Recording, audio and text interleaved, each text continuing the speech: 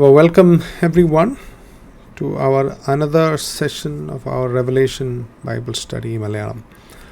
നമ്മൾ ദൈവം യേശുക്രിസ്തുവിൻ്റെ വെളിപാട് യേശുക്രിസ്തുവിനെ കൊടുത്തിട്ട് അത് തൻ്റെ ദാസനായ യോഹന്നാന് കാണിച്ചു കൊടുക്കുകയും ദൂതൻ മുഖാന്തരം കാണിച്ചു കൊടുക്കുകയും ഇനിയിപ്പോൾ സംഭവിക്കുന്നതും ഇനി സംഭവിക്കാനിരിക്കുന്നതും ആയിട്ടുള്ള കാര്യങ്ങൾ യോഹന്നാന് കാണിച്ചു കൊടുക്കുകയും ചെയ്തു. അത് യോഹന്നാൻ സാക്ഷ്യമായിട്ട് തന്നെ അതിരുന്ന് എഴുതുകയും ഇന്ന് നമ്മളത് ധ്യാനിക്കുമ്പോൾ നമ്മുടെ ജീവിതത്തിലും ഇനി നടക്കാൻ പോകുന്ന പല കാര്യങ്ങളുടെയും വ്യക്തത, അതിനുള്ള നമ്മുടെ ജീവിതത്തിൽ ഇനി എന്താണ് നമ്മൾ ചെയ്യേണ്ടത്, അല്ലെങ്കിൽ സഭയായിട്ട് നമ്മൾ എന്താണ് ചെയ്യേണ്ടത്, വ്യക്തികളായിട്ട് എന്താണ് ചെയ്യേണ്ടത്, ഇനി ദൈവരാജ്യത്തിന് വേണ്ടി നമ്മൾ എന്താണ് ചെയ്യേണ്ടത്, ഇനി മുന്നോട്ട് നടക്കാൻ പോകുന്ന കാര്യങ്ങൾ നമ്മൾ എന്തൊക്കെയാണ് സൂക്ഷിക്കേണ്ടത്, അതൊക്കെയായിരുന്നു നമ്മൾ കഴിഞ്ഞ ആഴ്ചകൾ നോക്കിക്കൊണ്ടിരുന്നത്. നമ്മൾ ദൈവം എഴുതിയ 7 കത്തുകൾ, അതാണ് നമ്മളിപ്പോൾ വായിച്ചുകൊണ്ടിരിക്കുന്നത് അല്ലെങ്കിൽ ധ്യാനിച്ചുകൊണ്ടിരിക്കുന്നത്. 7 സഭകൾ, അതായത് അന്ന് 100-ൽ പരം സഭകൾ ഉണ്ടായിരുന്നിട്ടും ദൈവം തിരഞ്ഞെടുത്ത ഈ 7 സഭകളാണ്. അനേകം അതിനേക്കാൾ വലിയ സഭകളുണ്ടായിരുന്നു. എന്നാൽ ആ സഭകളെക്കുറിച്ച് ദൈവം അവിടെ മെൻഷൻ ചെയ്യുന്നില്ല. പക്ഷെ തിരഞ്ഞെടുത്തത് ഈ 7 സഭകളാണ്. അതിന് മെയിൻ കാര്യം എനിക്കൊന്ന് നമ്മൾ ഈ ലോകത്തിൽ ഇനി വരാനിരിക്കുന്ന ഏത് സഭയും ഈ 7 സഭയിൽ ഏതെങ്കിലും ഒന്നിനോട് ചേർന്നിരിക്കും, അല്ലെങ്കിൽ അതിൻ്റെ പല ഭാഗങ്ങൾ, ഈ 7 സഭയുടെ പല ഭാഗങ്ങളും ഏതൊരു സഭയ്ക്കും കാണും എന്ന് ഞാൻ വിശ്വസിക്കുന്നു. അതുകൊണ്ടാണ് ഈ പ്രത്യേകിച്ച് ഈ 7 സഭകളെ തിരഞ്ഞെടുക്കുവാൻ കാരണം. ഇപ്പോൾ നമ്മൾ കഴിഞ്ഞ ദിവസം നമ്മൾ കുറച്ച് സഭകൾ നമ്മൾ കവർ ചെയ്തു. എഫെസസ് കവർ ചെയ്തു. അത് കഴിഞ്ഞ് നമ്മൾ സ്മിർണ കവർ ചെയ്തു, പെർഗമോസ്, തയാത്ര. ഇപ്പോൾ നമ്മൾ വന്ന് നിൽക്കുന്നത് ഫിലഡൽഫിയയിലാണ്. ഇപ്പോൾ 7 സഭയിൽ ഈ ഇതുവരെ ഉണ്ടായിരുന്ന സഭകളിൽ ഒരു പാറ്റേൺ നമ്മൾ കണ്ടിരുന്നു, അല്ലേ? ഒരു 7 ഡിസൈൻ എലിമെൻറ്റ് നമ്മൾ കണ്ടിരുന്നു. നമുക്ക് ഇതിലും ആ ഡിസൈൻ എലിമെൻറ്റ് വരുന്നുണ്ടോ എന്ന് നമുക്ക് നോക്കാം. അപ്പോൾ നമുക്ക് ഫിലഡൽഫിയ എന്ന സഭയിലേക്ക് പോകാം. ആ സഭ വിശ്വസ്തനായ ഒരു സഭയായിരുന്നു, ഫെയ്ത്ത്ഫുൾ ചർച്ച്. വളരെ വിശ്വസ്തയോട് മുന്നോട്ട് നീങ്ങിയ ഒരു സഭയായിരുന്നു ഫിലഡൽഫിയ. അപ്പോൾ നമുക്കത് വളരെ സന്തോഷം ഉണ്ടാക്കുന്ന ഒരു കത്താണിത്. കാരണം വേറൊരു സഭയും അങ്ങനെ സ്മിർണ ഒഴിച്ച് 2 സഭകളിൽ 7 സഭകളിൽ 2 സഭകളെക്കുറിച്ച് ഒരു കുറ്റവും പറയുന്നില്ല. 2 സഭകളെക്കുറിച്ച് വേറെ 2 സഭകളെക്കുറിച്ച് ഒരു ഗുണവും പറയുന്നില്ല. പക്ഷേ ഒരു ദോഷം പറയാത്ത ഒരു ആ 2 സഭകളിൽ ഒന്നാണ് ഫിലഡൽഫിയ. അപ്പം ഇതിൽ നമുക്ക് ഏറെ പഠിക്കാനുണ്ട്. കാരണം ഒരുപക്ഷെ ഏതൊരു സഭയോടും ഇന്നുള്ള ഏതൊരു സഭയോടും നിങ്ങൾ ഈ 7 സഭകളിൽ ഏതാണ് എന്ന് ചോദിച്ചാൽ അവർ എടുത്ത് ആദ്യം പറയാൻ പോകുന്നത് നമ്മൾ ഫിലഡൽഫിയ എന്നുള്ളതാണ്. കാരണം ഏതൊരു സഭയ്ക്കും ഫിലഡൽഫിയ ആകുവാനാണ് ആഗ്രഹം. അപ്പോൾ ഫിലഡൽഫിയയിൽ എന്താണ് സംഭവിച്ചത്, എന്താണ് നമുക്ക് പഠിക്കാനുള്ളത് എന്ന് നമുക്ക് നോക്കാം. ഇപ്പോൾ ഈ ഫിലഡൽഫിയ എന്ന ഈ സിറ്റി ഈ ബാക്കിയുള്ള എല്ലാ സിറ്റിയിലും ഏറ്റവും ചെറുപ്പമുള്ള സിറ്റിയാണ് ഈ ഫിലഡൽഫിയ എന്ന് പറയുന്നത്. അതിന് ഫിലെ എന്നൊരു വാക്കുണ്ട്. ആ ഫിലെ എന്ന വാക്കിൻ്റെ അർത്ഥം ഫ്രണ്ട്ഷിപ്പ് അല്ലെങ്കിൽ സൗഹൃദം എന്നുള്ളതാണ്. ഡെൽഫസ് എന്ന് പറഞ്ഞാൽ സിറ്റിയാണ്, അതായത് സൗഹൃദത്തിൻ്റെ ഒരു നഗരമായിരുന്നു, അല്ലെങ്കിൽ ബ്രദർലി ലവ് എന്നാണ് അതിനെ പറയുന്നത്. അപ്പോൾ അങ്ങനെ 2 വ്യാഖ്യാനങ്ങളുണ്ട്. ഒന്നെങ്കിൽ it is A city of friendship, ഒരു സൗഹൃദത്തിൻ്റെ നഗരം, അല്ലെങ്കിൽ സ്നേഹത്തിൻ്റെ ഒരു നഗരം. അപ്പോൾ ഇന്ന് അതിന് വേറൊരു പേരിലാണ് അറിയപ്പെടുന്നത്, ഫിലഡൽഫിയ എന്നല്ല, അല്ലാ സെഹു എന്നാണ് ചിലരതിനെ വിളിക്കുന്നത്. അതിന് സിറ്റി ഓഫ് ഗോഡ് എന്നാണ് അതിൻ്റെ അർത്ഥം. അല്ലാ എന്ന് പറഞ്ഞാൽ അവരുടെ ദൈവത്തിൻ്റെ പേരാണ്. അല്ലാ സെഹു എന്ന് പറഞ്ഞാൽ city, the city of God, അല്ലെങ്കിൽ അല്ലാ ഷഹീർ എന്ന് പറഞ്ഞാൽ ചുവന്ന നഗരം, അല്ലെങ്കിൽ പല വർണ്ണങ്ങളുള്ള നഗരം എന്നുള്ള ഒരു അർത്ഥവും അതിലുണ്ട്. പക്ഷേ ഇതിന് ഈ ഫിലഡൽഫിയ എന്ന പേര് വരാൻ ഒരു കാരണമുണ്ട്. അതിന് കിങ് യൂമിനസ് രണ്ടാമൻ എന്ന് പറയുന്ന ഒരു രാജാവുണ്ടായിരുന്നു. പുള്ളി പെർഗമോസിലെ രാജാവായിരുന്നു. അപ്പോൾ പെർഗമോസ് എന്ന രാജ്യമാണ് ഈ ഫിലഡൽഫിയ എന്ന സ്ഥലത്തിനെ അവർ ഏറ്റെടുക്കുകയും, അപ്പോൾ ഈ പെർഗമോസ് രാജാവിൻ്റെ കീഴിലായിരുന്നു അന്നത്തെ ഈ ഫിലഡൽഫിയ എന്ന പേര് അതില്ല, ആ ഫിലഡൽഫിയ എന്ന സ്ഥലം അവരുടെ കീഴിലായിരുന്നു. പക്ഷേ ഈ യൂമിനസ് രണ്ടാമന് ഒരു സഹോദരനുണ്ടായിരുന്നു, അറ്റാലസ് രണ്ടാമൻ എന്ന് പറയുന്നത്. ഇവർ തമ്മിൽ ഭയങ്കര സ്നേഹമായിരുന്നു. തൻ്റെ സഹോദരനോട് അതിയായ സ്നേഹവും ലോയൽറ്റിയും ഈ അറ്റാലസ് കാണിച്ചു കൊടുത്തതിന് ഈ യൂമിനസ് രാജാവ് തൻ്റെ സഹോദരന് ഒരു നാമം കൊടുക്കുന്നുണ്ട്. ഫിലഡൽഫസ് എന്നാണ് ആ നാമം. ഫിലഡൽഫസ് എന്ന് പറഞ്ഞാൽ സഹോദരനെ സ്നേഹിക്കുന്നവൻ. ഫിലഡൽഫിയസ് എന്ന് പറഞ്ഞാൽ സഹോദരനെ സ്നേഹിക്കുന്നവൻ. ആക്ച്വലി അന്നത്തെ കാലത്ത് ആ സമയത്തുണ്ടായിരുന്ന നാണയങ്ങളിൽ ഈ ഇരു സഹോദരന്മാരുടെയും മുഖങ്ങളുണ്ടായിരുന്നു. അവർ രണ്ടും ഒരേപോലെ അവരിൽ തമ്മിൽ വേർതിരിക്കാൻ പറ്റാത്ത രീതിയിലാണ് അവരെ അതിൽ കൊത്തിയിരുന്നത് ആ നാണയത്തിൽ. അതായത് അത്രത്തോളം സ്നേഹമുണ്ടായിരുന്നു ഇവർ തമ്മിൽ, ഈ രണ്ട് സഹോദരന്മാരിലും സ്നേഹമുണ്ടായിരുന്നു. ഈ യൂമിനസ് രാജാവ് രണ്ടാമന് ശേഷം പിന്നീട് രാജ്യത്വം ഏറ്റെടുക്കുന്നത് ഈ അറ്റാലസ് എന്ന് പറയുന്ന രാജാവ് തന്നെയാണ്. അപ്പോൾ ഈ സഹോദരൻ തന്നോട് കാണിച്ച ആ സ്നേഹത്തിന് ആ നഗരത്തിനുള്ള പേരായിരുന്നു ഫിലഡൽഫിയ. അതായത് തൻ്റെ സഹോദരനെ സ്നേഹിക്കുന്നവൻ്റെ നഗരം എന്നാണ് അത് അറിയപ്പെടുന്നത്. അപ്പോൾ അങ്ങനെയാണ് ആ പേര് ഫിലഡൽഫിയ എന്ന് പറയുന്നത്. പിന്നീട് പല സ്ഥലങ്ങളിൽ, ലോകത്തിൻ്റെ പല ഭാഗങ്ങളിൽ ഈ ഫിലഡൽഫിയ എന്ന പേര് പല സിറ്റികൾ ഇടുമെങ്കിലും ഈ സിറ്റിയിലാണ് ഈ കഥ ഉള്ളത്, അതിനുള്ള റൂട്ട് കാരണം. അപ്പം സ്നേഹമായിരുന്നു, സഹോദര സ്നേഹമായിരുന്നു ആദ്യം മുതലേ ഈ നഗരത്തിൻ്റെ വലിയൊരു സവിശേഷത എന്ന് പറഞ്ഞത്. അപ്പോൾ ഇത് സ്ഥിതി ചെയ്തിരുന്നത് വളരെ തന്ത്രപരമായ ഒരു സ്ഥലത്തായിരുന്നു. അതായത് അന്ന് റോമൻ സാമ്രാജ്യത്തിലുണ്ടായിരുന്ന ഇമ്പീരിയൽ പോസ്റ്റ്, നമ്മുടെ പോസ്റ്റ് ഉണ്ടല്ലോ, ഇമ്പീരിയൽ പോസ്റ്റിൻ്റെ ഒരു വലിയൊരു മെയിൻ റൂട്ട്, അത് ടു ദ ഏഷ്യയുടെ ബാക്കി ഈസ്റ്റ് കിഴക്കൻ ദേശത്തിലേക്കുള്ള ആ വലിയ റൂട്ട് അവിടെ നിന്നാണ് സ്റ്റാർട്ട് ചെയ്തുകൊണ്ടിരുന്നത്. അവിടെ നിന്നായിരുന്നു തുടക്കം. അതുകൊണ്ട് വളരെ തന്ത്രപരമായ സ്ഥലമായിരുന്നു.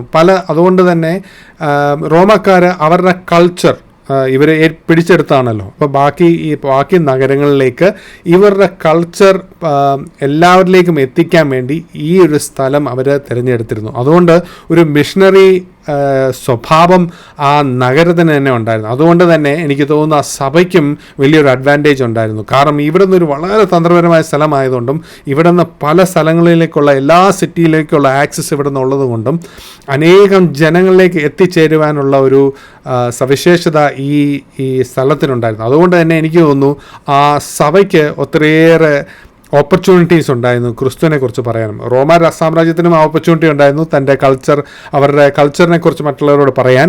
എന്നാൽ ഈ സഭയ്ക്കും അതേ അഡ്വാൻറ്റേജ് ഉണ്ടായിരുന്നു, അനേകരിലേക്ക് ക്രിസ്തുവിനെ എത്തിക്കുക എന്നുള്ളത്.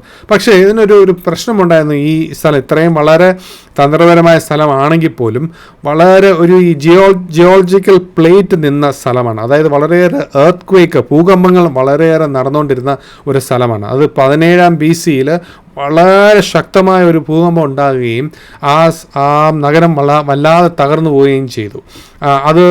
ഇത് മാത്രമല്ല തകർത്തത്, സാർഡിസും വേറെ 10 സിറ്റീസും തകർന്നു പോയ ഒരു ഭൂകമ്പമായിരുന്നു. അതിൻ്റെ ആഫ്റ്റർ ട്രെമർ, ഈ വലിയൊരു ഭൂകമ്പം കഴിഞ്ഞിട്ട് അത് കഴിഞ്ഞ് ചെറിയ ഭൂകമ്പങ്ങളുണ്ടല്ലോ, ചെറിയ കുലുക്കങ്ങളുണ്ടാകുന്നു.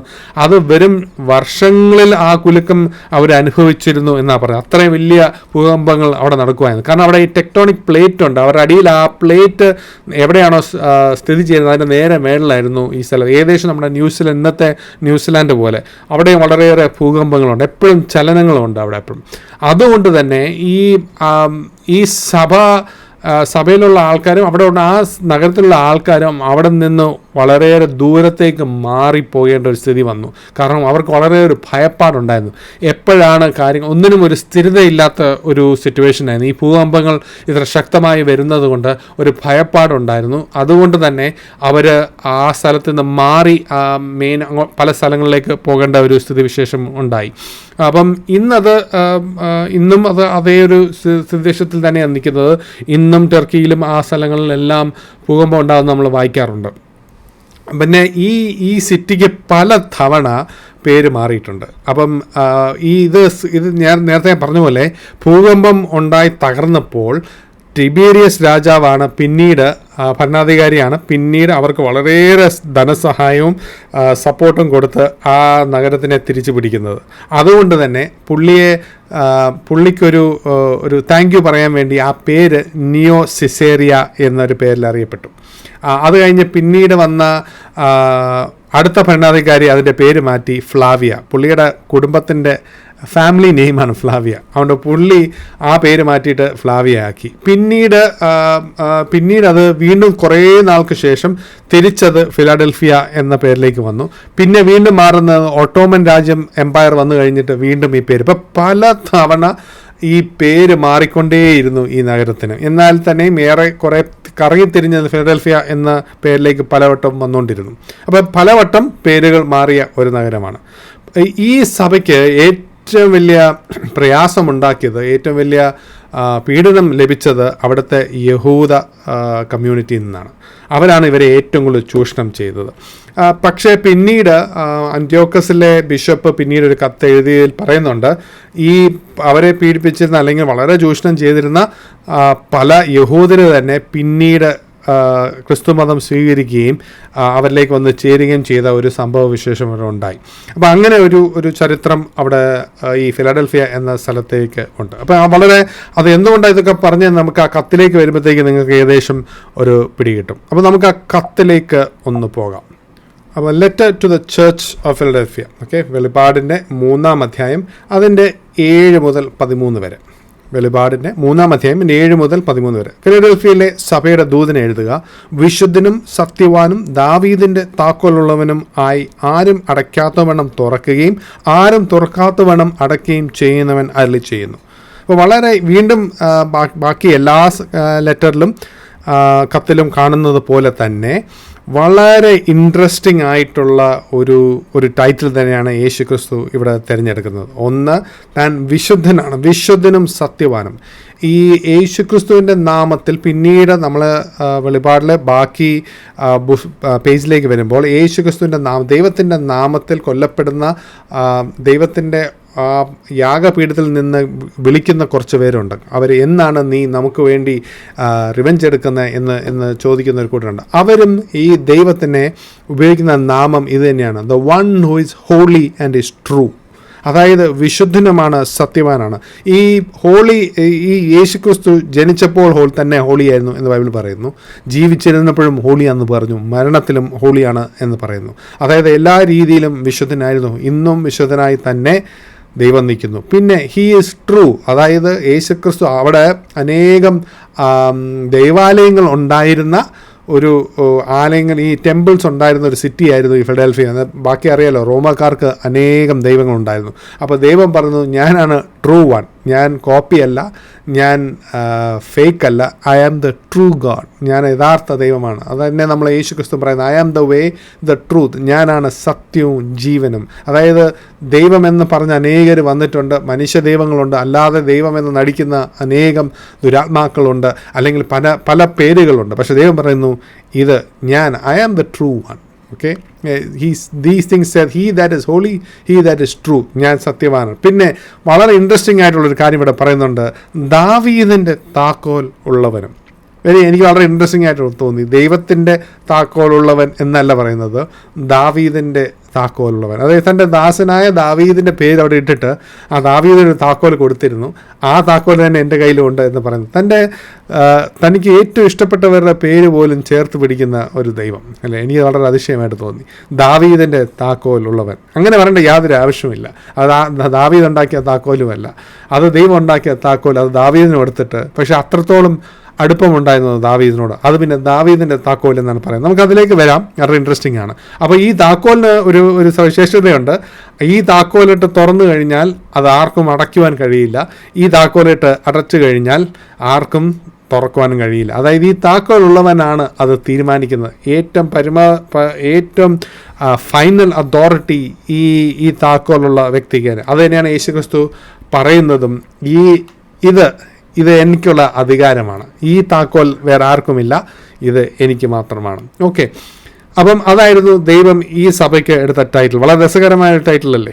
അപ്പോൾ അത് കഴിഞ്ഞിട്ട് പറഞ്ഞത്, ഞാൻ നിൻ്റെ പ്രവൃത്തി അറിയുന്നു. വീണ്ടും ബാക്കി എല്ലാ സഭകളോടും പറഞ്ഞതുപോലെ ഫിലഡൽഫിയ സഭയോട് പറയുന്നു, ഞാൻ നിൻ്റെ പ്രവൃത്തി അറിയുന്നു. ഇതാ ഞാൻ നിൻ്റെ മുമ്പിൽ ഒരു വാതിൽ തുറന്നു വെച്ചിരിക്കുന്നു. അപ്പോൾ അതിനുവേണ്ടിയാണ് ആ ദാവീദിൻ്റെ താക്കോൽ എന്നുള്ള കാര്യം പറഞ്ഞത്. അപ്പോൾ ദൈവം പറയുന്നു, ഞാൻ നിനക്ക് വേണ്ടി ഒരു വാതിൽ തുറന്നു വെച്ചിരിക്കുകയാണ്, അത് ആർക്കും അടയ്ക്കാൻ പറ്റില്ല. അതായത് വേറൊരു വ്യക്തികൾക്കോ ശക്തിക്കോ ഈ ഫിലഡൽഫിയ സഭയ്ക്ക് തുറന്നു വെച്ചിരിക്കുന്ന വാതിൽ അടയ്ക്കുവാൻ സാധ്യമല്ല. അത് കഴിഞ്ഞിട്ട് എന്താണ് പിന്നെ പറയുന്നത്, നിനക്ക് അല്പമേ ശക്തിയുള്ളൂ എങ്കിലും നീ എൻ്റെ വചനം കാത്തു. അതായത് അത്ര വലിയ ശക്തമായ ഒരു സഭയൊന്നും അല്ലായിരുന്നു ഫിലഡൽഫിയ. ഞാൻ എപ്പോഴും പറയാറില്ലേ, എല്ലാ രീതിയിലും അതായത് ഒരു ഫിലഡൽഫിയ സഭയോട് ചോദിച്ചു കഴിഞ്ഞാൽ ഒരു പക്ഷേ അവർ പറയും, നിങ്ങളെ തന്നെ അസസ് ചെയ്യാൻ പറഞ്ഞു കഴിഞ്ഞാൽ അവർ പറയും നമ്മളൊരു വളരെ ചെറിയ സഭയാണ്, അങ്ങനെ വലിയ അംഗത്വമൊന്നുമുള്ള സഭയല്ല, വലിയ ഒരു 1000-2000 പേരുള്ള സഭയല്ല, നമ്മളൊരു കുറച്ച് പേര് ഒന്നിച്ച് കൂടുന്ന ഒരു സഭയായിട്ടാണ് ഒരു പക്ഷേ ഫിലഡൽഫിയ സ്വയം കണ്ടത്. അതുകൊണ്ടായിരുന്നു ദൈവം പറയുന്നുണ്ട്, നിനക്ക് ബാക്കിയുള്ള സഭകളെ വെച്ച് നോക്കുമ്പോൾ നിനക്ക് വലിയ ശക്തിയൊന്നുമില്ല. ചിലർ നമ്മുടെ നാട്ടിൽ തന്നെ തൻ്റെ പാർട്ടിയുടെ ശക്തി കാണിക്കുന്നത് എങ്ങനെ, നമ്പേഴ്സിലാണ് അല്ലേ. ഒരു ജാഥ കൊണ്ടുവരുമ്പോഴത്തേക്ക് അതിൽ എത്രത്തോളം ആൾക്കാരുണ്ട് എന്ന് കാണിക്കുന്നതിലാണ് തൻ്റെ ശക്തി. ഇന്നും പല സഭകളുടെ ശക്തി കാണിക്കുന്നത് നമ്പേഴ്സിലാണ്. പക്ഷേ ഇവർക്ക് അങ്ങനത്തെ ശക്തിയൊന്നും ഇല്ലായിരുന്നു, വളരെ കുറച്ചൊരു കൂട്ടുകാരായിരുന്നു. പക്ഷെ ദൈവം പറയുന്നു, എനിക്കറിയാം നിനക്ക് ശക്തി ഇല്ല എന്നുള്ളത്. അതുകൊണ്ട് തന്നെ ആയിരിക്കാം ആർക്കും അടയ്ക്കാൻ പറ്റാത്ത ഒരു വാതിൽ ദൈവം അവർക്ക് വേണ്ടി തുറന്നു കൊടുത്തത്. ആ സഭയ്ക്ക് ശക്തിയില്ല അത് തുറക്കുവാൻ. പക്ഷെ ദൈവം പറഞ്ഞു, നീ വിഷമിക്കണ്ട, നിനക്ക് ഞാൻ തുറക്കുന്ന വാതിലുണ്ടല്ലോ, അത് ആർക്കും അടയ്ക്കാൻ കഴിയുകയില്ല. അത് വളരെ എനിക്ക് ആശ്വാസം തോന്നി അല്ലേ. പലപ്പോഴും നമ്മൾ വിചാരിക്കും വലിയ വലിയ സഭകൾക്കായിരിക്കും വലിയ വലിയ റിവാർഡ്സ് കിട്ടുന്നത്. പക്ഷേ ഇവിടെ ഈ ശക്തിയില്ലാത്ത സഭയ്ക്ക് കൊടുക്കാൻ പോകുന്ന റിവാർഡ്സ് കേട്ട് കഴിഞ്ഞാൽ നിങ്ങൾ ശരിക്കും ഞെട്ടും.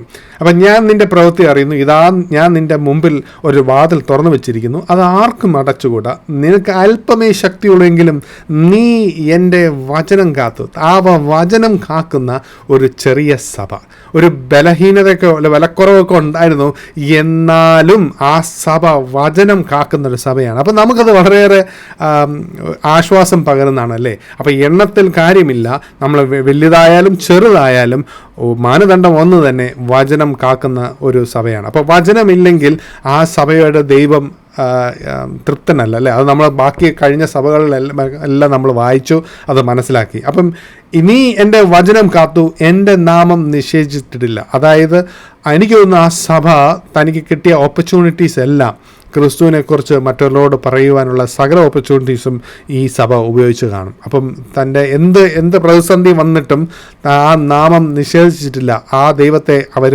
മറന്നു കളഞ്ഞില്ല. അപ്പം അത് വളരെ വളരെ നമുക്ക് വളരെയേറെ ധൈര്യം പകർന്നു തരുന്ന ഒരു ഭാഗം തന്നെ. അപ്പം പറയുന്നുണ്ട്, യഹൂദരല്ലാതിരിക്കെ യഹൂദരെന്ന് കളവായി പറയുന്ന ചിലരെ ഞാൻ സാത്താൻ്റെ പള്ളിയിൽ നിന്ന് വരുത്തും. അവർ നിൻ്റെ കാൽക്കൽ വന്ന് നമസ്കരിപ്പാനും ഞാൻ നിന്നെ സ്നേഹിച്ചു എന്ന് അറിയുവാനും സംഗതി വരുത്തും. എനിക്കൊന്ന് ഫിലഡൽഫിയ സഭ ഇത് കേൾക്കുമ്പോൾ അവരൊന്ന് ഞെട്ടിക്കാണും ആ പറയുന്നത്. കാരണം അവരെ നിരന്തരം കഷ്ടപ്പെടുത്തിക്കൊണ്ടിരുന്നത് ഈ യഹൂദരായിരുന്നു. പക്ഷെ ദൈവം പറയുന്നത് അത് യഥാർത്ഥ യഹൂദരല്ല, അവർ സാത്താൻ്റെ പള്ളിയിൽ നിന്ന് വരുന്നവരാണ്. അവർ യഹൂദരെന്ന് സ്വയം വിശേഷിപ്പിക്കുകയും പലപ്പോഴും നമ്മൾ കാണാറുണ്ട്, ദൈവത്തിൻ്റെ വേലയ്ക്ക് ഏറ്റവും കൂടുതൽ എതിർത്ത് നിൽക്കുന്ന ദൈവമക്കൾ എന്ന് സ്വയം വിളിക്കുന്ന കുറച്ച് പേരാണ്. അവരാണ് ഏറ്റവും എതിർക്കുന്നത്. അത് ദൈവത്തിൻ്റെ മക്കളൊന്നുമല്ല. അപ്പം ഇത് യഹൂദരെന്ന് സ്വയം വിളിക്കുകയും എന്നാൽ യഹൂദരല്ലാത്ത സാത്താൻ്റെ പള്ളിയിൽ നിന്ന് വരുന്നവർ പക്ഷെ പറയുന്നുണ്ട്, അവരൊരു കാര്യം ചെയ്യും, അവർ നിൻ്റെ മുമ്പിൽ വന്ന് മുട്ടുകുത്തും അല്ലേ. അത് ഭയങ്കര ഒരു ഭാഗമായി പോയി. അവർ നിൻ്റെ കാൽക്കൽ വന്ന് നമസ്കരിപ്പാനും ഞാൻ നിന്നെ സ്നേഹിച്ചു എന്ന് അറിയുവാനും സംഗതി വരുന്നു. അതായത് ദൈവം സ്നേഹിക്കുന്നവരെ ദൈവം ഒരു നാൾ അവരെ ആരൊക്കെ പീഡിപ്പിച്ചോ എനിക്ക് തോന്നുന്നു അവർ അവിടെ വന്ന് നമസ്കരിച്ച് നിൽക്കും. അവർ നമസ്കരിക്കുന്നൊരു പക്ഷേ ആ വ്യക്തികളോടായിരിക്കത്തില്ല, ആ വ്യക്തികൾ ചേർന്ന് നിൽക്കുന്നത് ക്രിസ്തുവിൻ്റെ കൂടെയാണ്. ആ ക്രിസ്തുവിൻ്റെ മുമ്പിലായിരിക്കാം അവർ നമസ്കരിക്കുന്നത്. അപ്പോൾ ആ ക്രിസ്തുവിൻ്റെ കൂടെ ചേർന്ന് നിൽക്കുന്ന താൻ സ്നേഹിക്കുന്ന ഓരോരുത്തർക്കും അത് അവരുടെ കാൽക്കീഴിൽ വീഴുന്നത് പോലെ തന്നെ ദൈവം പറയും, യെസ് ഇവൻ നിൽക്കും, നീ കാൽക്കൽ വീഴും. എൻ്റെ ജനത്തിനെ ചൂഷണം ചെയ്ത നീ, എൻ്റെ പേരിൽ ചൂഷണം ചെയ്ത നീ, ഇത് എൻ്റെ വചനം കാത്ത ഒരു സഭ, എൻ്റെ നാമം നിഷേധിക്കാത്ത ഒരു സഭ, ഞാൻ പറഞ്ഞതെല്ലാം ചെയ്തൊരു സഭ. അതുകൊണ്ട് തന്നെ പറയുന്നുണ്ട്, എന്താണ് പറയുന്നത്, ഞാൻ നിന്നെ സ്നേഹിച്ചു എന്ന് അറിയുവാനും സംഗതി വരുത്തും. എന്തുകൊണ്ടാണ്? തൻ്റെ നാമം അത് നിഷേധിച്ചിട്ടില്ല, ആ വചനം കാക്കുന്ന സഭ. അപ്പോൾ ഇന്ന് നമുക്കത് വളരെയേറെ ചിന്തിക്കാനുണ്ടല്ലേ. അപ്പോൾ ഈ രണ്ട് കാര്യങ്ങൾ നമ്മൾ ചെയ്യുന്നുണ്ടോ? വചനം കാക്കുന്ന സഭ, തൻ്റെ നാമം നിഷേധിക്കാത്ത ഒരു സഭ. ഇത് രണ്ടും വിശ്വസ്തയോടെ നിൽക്കുന്ന ഒരു സഭയാണെങ്കിൽ അത് ചെയ്തേ മതിയാവും. ഫിലഡൽഫിയ അത് പരിപൂർണമായി ചെയ്യുകയും ദൈവം പരിപൂർണമായി അവരോട് നിൽക്കുകയും അല്ലേ. ദൈവം സ്നേഹിക്കുന്ന സഭ. ഇത് എന്ത് മനോഹരമായ ഒരു ഭാഗം അല്ലേ. അത് വായിക്കുമ്പോൾ തന്നെ നമുക്ക് ഒരു സന്തോഷം കൊണ്ടുവരുന്നു. പല പല സഭകളുടെയും കത്ത് നമ്മൾ വായിക്കുമ്പോൾ നമുക്ക് വളരെ ഭാരവും വിഷമവും ഒക്കെ തോന്നുമെങ്കിൽ ഈ ഒരു ഭാഗം വായിക്കുമ്പോൾ നമുക്കൊരു മനസ്സ് ഒന്ന് കുളിർക്കുന്ന പോലെ, അതെങ്ങനെ ഇരിക്കും ആ സഭ അല്ലേ. അപ്പോൾ നമ്മൾ വിചാരിക്കും വലിയ വലിയ കെട്ടിടങ്ങളും ചിലപ്പോൾ വലിയ അംഗത്വമുള്ള സഭയാണ്. അങ്ങനെയൊന്നും ആയിരിക്കത്തില്ല, വളരെ ചെറിയൊരു സഭയായിരുന്നാണ്. പക്ഷെ അവർ ചെയ്തതിലെല്ലാം വിശ്വസ്തയോടെ ചെയ്ത സഭ. അവർക്ക് ചിലപ്പോൾ ഒരു യൂട്യൂബ് പ്രസൻസ് പോലും കാണുമെന്ന് എനിക്ക് തോന്നുന്നില്ല. ചിലപ്പോൾ ഏതോ ഒരു കോണിൽ നിന്ന് ദൈവത്തെ വിശ്വസ്തയോടെ സേവിക്കുന്ന സഭ. അങ്ങനെ സേവിച്ചൊരു ആയിരുന്നു ഫിലഡൽഫിയ സഭ. അപ്പോൾ സഹിഷ്ണുതയെക്കുറിച്ചുള്ള എൻ്റെ വചനം നീ കാത്തുകൊണ്ടതിനാൽ ഭൂമിയിൽ വസിക്കുന്നവരെ പരീക്ഷിക്കേണ്ടതിന് ഭൂതലത്തിൽ എങ്ങും വരുവാനുള്ള പരീക്ഷാകാലത്ത് ഞാൻ നിന്നെ കാക്കും. അതായത് ഇവിടെ ഒരു കാര്യം പറയുന്നുണ്ട്, എന്തുകൊണ്ടാണ് സ്നേഹിക്കുന്നത്? അത് ഇംഗ്ലീഷിൽ വളരെ രസമാണ്. Because thou hast kept the word of my patience. thou hast kept the word of my patience. അതായത് വളരെ സഹിഷ്ണുതയുണ്ടായിരുന്ന ഒരു സഭയാണ്. അതായത് അവരുടെ പ്രവൃത്തിയിലും വിശ്വസ്തതയിലും അവർ പലപ്പോഴും റിസൾട്ട് കണ്ടില്ലെങ്കിൽ പോലും അവർ അതിൽ തന്നെ തുടർന്നുകൊണ്ടിരുന്ന ഒരു സഭ. ആ ദൈവം പറഞ്ഞ വാക്ക്, ദൈവം വിശ്വസ്തനാണ്, അതുകൊണ്ട് നമ്മൾ ഇനി യേശുക്രിസ്തു ഇന്ന് വന്നില്ല, നാളെ വന്നില്ല, 100 വർഷമായിട്ട് വന്നില്ല, എന്നാലും അത് സഭ മുന്നോട്ട് ചെയ്യേണ്ട കാര്യങ്ങളെല്ലാം വിശ്വസ്തയോടെ തന്നെ ചെയ്തുകൊണ്ടിരുന്ന സഭ. They kept the word of my patience, അങ്ങനെയാണ് ഇംഗ്ലീഷിൽ പറയുന്നത്. അപ്പം അതുകൊണ്ട് വളരെ ഇൻട്രസ്റ്റിംഗ് ആയിട്ടൊരു കാര്യം പറയുന്നുണ്ട്. ഈ ഒരു കാര്യം ഈ ഒരു സഭയ്ക്ക് മാത്രം പറഞ്ഞു കൊടുക്കുന്ന ഒരു കാര്യമുണ്ട്. അതായത് വരുവാനിരിക്കുന്ന പരീക്ഷാകാലം, അല്ലെങ്കിൽ ഇംഗ്ലീഷിൽ ഐ വിൽ ഓൾസോ കീപ് ദീ from the hour of temptation. ഇത് ഈ സഭയ്ക്ക് മാത്രം നടക്കുന്ന ഒരു കാര്യമല്ല, ഒരു ലോക്കൽ പെർസിക്യൂഷനെ കുറിച്ചല്ല അത് പറയുന്നത്. കാരണം എന്തോ, അതിൻ്റെ രണ്ടാമത്തെ ഭാഗം അതിന് പറയുന്നുണ്ട്. ഈ ഭൂമിയിൽ വസിക്കുന്ന എല്ലാവരെയും പരീക്ഷിക്കുന്ന ഒരു കഷ്ടകാലമാണ് ഇപ്പോൾ വരാൻ പോകുന്നത്, അല്ലേ? അതുകൊണ്ടാണ് ഇത് ആ സഭയുടെ ലോക്കലി പല സഭകൾക്കും പ്രശ്നങ്ങൾ അവിടെ നടന്നുകൊണ്ടിരുന്നെങ്കിലും ഇവിടെ എനിക്ക് തോന്നുന്നു ഇതൊരു പ്രോഫറ്റിക്കലായിട്ട് പറയുന്ന ഒരു കാര്യമാണ്. ഇത് ഈ സഭയ്ക്ക് മാത്രമല്ല, ഈ ഫിലഡൽഫിയ പോലെ സഭകളായിട്ടുള്ള, അതായത് ദൈവത്തിൻ്റെ സഭ ഈ കഷ്ടകാലത്തിൽ കൂടെ കടന്നു പോകുകയില്ല എന്നുള്ളൊരു സൂചന തരുന്ന ഒരു ഭാഗം ഇതാണ്. ഇത് വേറെ എങ്ങും പറയുന്നില്ല കേട്ടോ, വേറൊരു കത്തിലും ഇത് വരുന്നില്ല. ഈ കത്തിൽ മാത്രം വരുന്ന ഒരു കാര്യമുണ്ട്. അതായത് ഭൂതലത്തിൽ എങ്ങും വരുവാനുള്ള പരീക്ഷാകാലത്ത് നിന്നും ഞാൻ നിന്നെ കാക്കും. അതായത് ലോകം മൊത്തം ഇതിൽ കടന്നു പോകുമെന്നാണ് പറയുന്നത്, അല്ലാതെ ഒരു സ്ഥലത്ത് മാത്രമല്ല. അപ്പോൾ ആ പരീക്ഷാകാലം അത് ഗ്രേറ്റ് ട്രിബുലേഷൻ തന്നെ ആയിരിക്കണം. അതായത് വെളിപാട് 6-ാം അധ്യായം 19 മുതൽ പറയുന്ന ആ വലിയ ഗ്രേറ്റ് ട്രിബുലേഷനും കൂടെ ഈ സഭ കടന്നു പോവുകയില്ല. അതുകൊണ്ട് തന്നെയാണ് പല തിയോളജിയൻസും പറയുന്നത് സഭ, ക്രിസ്തുവിൻ്റെ സഭ അതിൽ കൂടെ കടന്നു പോവുകയില്ല എന്ന് പറയാനുള്ള ഒരു കാരണം ഈ ഒരു ഭാഗമാണ്. ഓക്കെ ആരൊക്കെയോ എന്തൊക്കെയോ വരയ്ക്കുന്നല്ലോ. അപ്പം അത് കഴിഞ്ഞ് മുന്നോട്ട് പോകുമ്പോൾ ബിഹോൾഡ്, അത് രണ്ടാമത്തെ ഭാഗം പറയുന്നുണ്ട്, ബിഹോൾഡ് ഐ കം ക്വിക്ക്ലി. ഇതും വീണ്ടും ദൈവത്തിൻ്റെ രണ്ടാം വരൽ. അതുകൊണ്ടാണ് ഇത് ആ സഭയിൽ നടക്കുന്ന ലോക്കൽ ട്രിബുലേഷനെ കുറിച്ചല്ല എന്ന് പറയാൻ കാരണം എന്തോ പറയുന്നത്, ഞാൻ ഉടനെ വരുന്നു എന്ന് പറയുന്നത്, ഞാൻ വേഗം വരുന്നു. അതായത് ഇപ്പോൾ ഉടനെ വരുന്നല്ല, വരുന്ന ആ സംഭവ വികാസങ്ങൾ തുടങ്ങുമ്പോൾ വളരെ പെട്ടെന്നായിരിക്കും. അതായത് നമ്മളിങ്ങനെ ചിന്തിച്ച് ആലോചിച്ചോ, ദൈവം വന്നു എന്ന് ന്യൂസ് കേട്ടു, ഇപ്പോൾ ഒരാഴ്ച കഴിഞ്ഞിട്ട് വരും, അങ്ങനെയല്ല സംഭവിക്കുന്ന. നമ്മൾ പ്രതീക്ഷിക്കാത്തൊരു സമയത്ത് വേഗം വരുന്ന ഒരു കാര്യമാണ് പറയുന്നത്. അവിടെ എന്നിട്ട് ഒരു കാര്യം പറയുന്നുണ്ട്, നിന്റെ കിരീടം ആരും എടുക്കാതിരിപ്പാൻ തക്കവണ്ണം നിനക്കുള്ളത് പിടിച്ചുകൊള്ളുക. അതായത് നിന്റെ കിരീടം നഷ്ടപ്പെടാതെ നീ അതിനെ കാത്തുകൊള്ളുക എന്നാണ് പറയുന്നത്. അതിൻ്റെ അർത്ഥം അവർക്ക് ഓൾറെഡി കിരീടം ലഭിച്ചു കഴിഞ്ഞു എന്നുള്ളതല്ലേ. തനിക്ക് ഉള്ളതല്ലേ നഷ്ടപ്പെടാനുള്ളൂ, കിട്ടാത്തത് എങ്ങനെ നഷ്ടപ്പെടും? അതായത് ഈ സഭയ്ക്ക് ഓൾറെഡി ദൈവം ഒരു കിരീടം കൊടുത്തു കഴിഞ്ഞു. അതിശയല്ലേ? അതായത് നിങ്ങൾക്ക് ആ സ്ഥാനം തന്നു കഴിഞ്ഞു, ആ കിരീടം തന്നു കഴിഞ്ഞു. നിങ്ങളിനി ഒന്നേ ചെയ്യേണ്ടതുള്ളൂ, അത് നഷ്ടപ്പെടുത്തി കളയാതെ അതിനെ വിശ്വസ്തയോടെ കാത്തുകൊള്ളുക. ഈ സഭ എത്ര മനോഹരമായ സഭ അല്ലേ!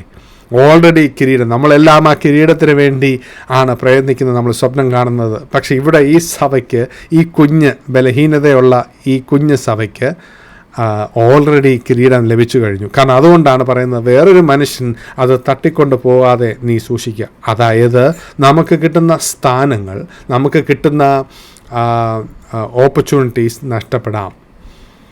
അതുകൊണ്ടാണ് എടുത്തുകൊണ്ട് പോരും. ലെറ്റ് നോ മാൻ ടേക്ക് ദൈ ക്രൗൺ എന്ന് പറഞ്ഞാൽ വേറെ ആൾക്ക് അത് തട്ടിക്കൊണ്ട് പോകാൻ തന്നെയെന്നല്ല എൻ്റെ അർത്ഥം. അപ്പം നമുക്ക് കിട്ടുന്ന സ്ഥാനങ്ങൾ, ദൈവം തരുന്ന ഈ ഭൂമിയിൽ വെച്ച് ദൈവം നമുക്ക് തരുന്ന ചില സ്ഥാനങ്ങളുണ്ട്, ചില ഓപ്പർച്യൂണിറ്റീസ് ഉണ്ട് ദൈവവേല ചെയ്യുവാനും ദൈവത്തിൻ്റെ രാജ്യം ചെയ്യുവാനും. അത് ആരും തട്ടിക്കൊണ്ട് പോകാതെ സൂക്ഷിച്ചോളാനാണ് പറയുന്നത്. നീ വിശ്വസ്തയോടെ അതിനെ കാത്തുകൊള്ളുക. ഫിലഡൽഫിയ അത് തന്നെ ചെയ്യുന്നുണ്ട്. അപ്പോൾ ഇവരതിന് പറയുന്നുണ്ട്, ജയിക്കുന്നവൻ എന്തോ കൊടുക്കുന്നുണ്ട് അല്ലേ? ജയിക്കുന്നവന് ഞാൻ എൻ്റെ ദൈവത്തിൻ്റെ ആലയത്തിൽ ഒരു തൂണാക്കും. എനിക്ക് തോന്നുന്നു ഈ സഭയിൽ ഈ തൂണാക്കുമെന്ന് പറയാൻ ഒരു കാരണമുണ്ട്.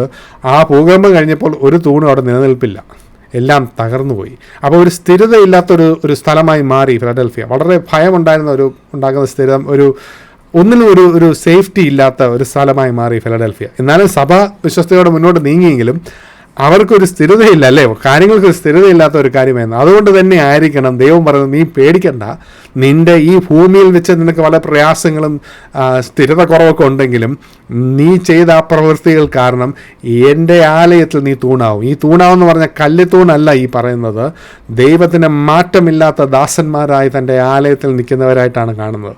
അല്ലാതെ വെറും കല്ലുപോലെ അവിടെ നിൽക്കുന്നല്ല എൻ്റെ അർത്ഥം.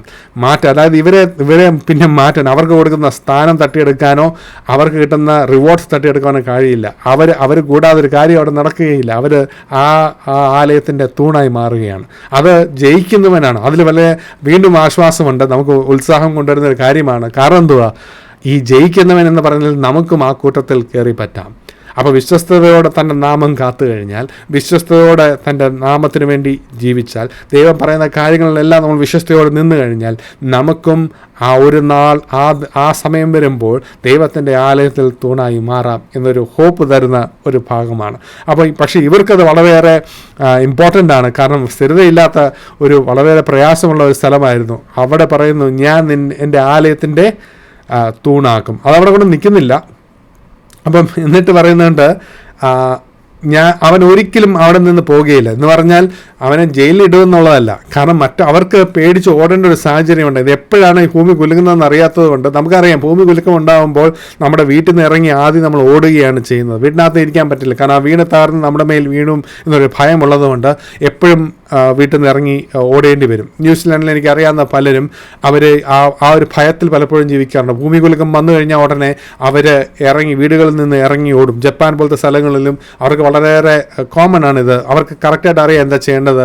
അവർ ആ ഭൂമി കുലുങ്ങുന്നതെന്ന് അറിഞ്ഞു കഴിഞ്ഞാൽ തന്നെ അവർ ഉടനെ സുരക്ഷിതമായിട്ടുള്ള സ്ഥലത്തേക്ക് ഇറങ്ങിപ്പോവും.